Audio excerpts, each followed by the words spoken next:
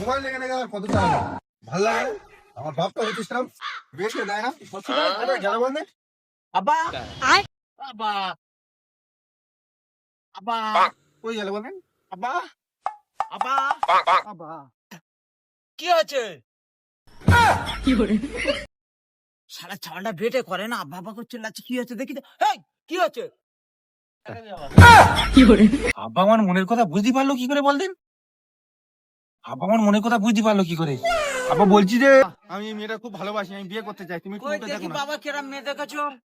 বাবা এ তো ভালো টাকা ইনকাম করে, এ তো আমি কোনো মেয়ে দেখেছি। সেই মিয়া খালিফা তো ভালো টাকা ইনকাম করে গো। বাবা তোমার তো জীবন তো ধন্য হয়ে যাবে। হ্যাঁ বাহ, এই মেয়েটা তুমি বিয়ে করতে চাও? হ্যাঁ বাহ, হ্যাঁ। হ্যাঁ বিয়ে করতে চাও, কিন্তু আমাকে একটা শাস্ত্র মানতে হবে বাবা। কি সাথে হচ্ছে কে, তুমি তো 15 দিন গা ধো না, কিন্তু তোমার আজকের গা ধুয়ে দেখাতে হবে। তারপর আমি এই মেয়েকে তোমাকে বিয়ে দেবো। আব্বার কথা আমি মানতে পারছি না।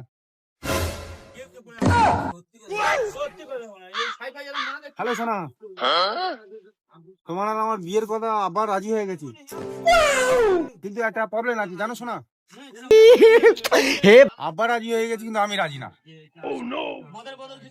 আরে আব্বা এক অনমানবিক কথা বলছি। আমি আজ 15 দিন 1 মাস গা ধুই না, আমার গা ধুতি বলছি, আমি গা ধুতে পারবো না, আর তোমার বিয়ে করতে পারবো না, ব্রেকআপ। রাখো।